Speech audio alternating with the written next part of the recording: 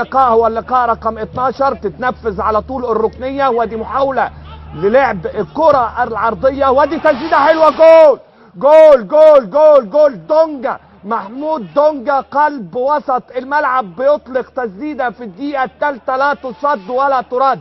قلت لحضراتكم المقصه فريق من الفرق المتصدره والتي تتصدر المشهد منذ بداية الموسم، وادي اول ركنية وتسديدة من 25 متر، يطلق قذيفة لا تصد ولا ترد محمود دونجا وهو اول اهداف دونجا خلال بطولة الدوري الممتاز.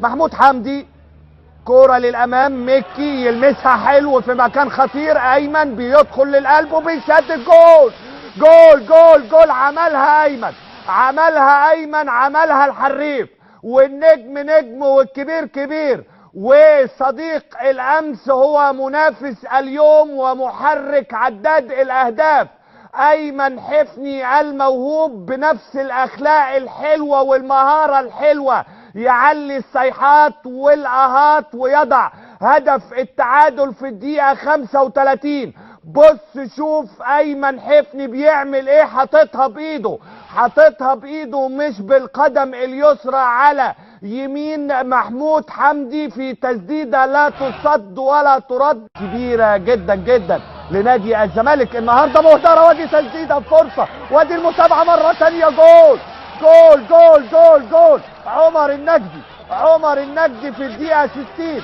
وادي الكوره المدوره المستديره، فرص بالجمله بيهدرها الفارس الابيض ولقطه من بعيد. ايمن حفني بيسقط كرة حلوة لمصطفى، وادي اللمسة يا ولد. جول جول جول جول جول، الحريف للفرسة الشقية. جول الحريف للفرسة الشقية، جول، والفارس الابيض في الدقيقة 6 من الوقت المحتسب بدل ضائع يأبى السقوط امام مصر المقصة. ولكن يا سلام على الرواية، يا سلام على الجملة. ادي الحريف لعبها بالمسطرة للموهوب والفرسة الشقية اللي لمسها لمسة ذكية علشان يبدع ويسجل هدف التعادل في لقطة انقاذ الموقف وانقاذ الفارس الابيض. ويبقى لقاءات القمة كلها انتهت بالتعادل، سواء 1-1 ما بين المصري والداخلية او 2-2 في لقاء المتعة والإثارة.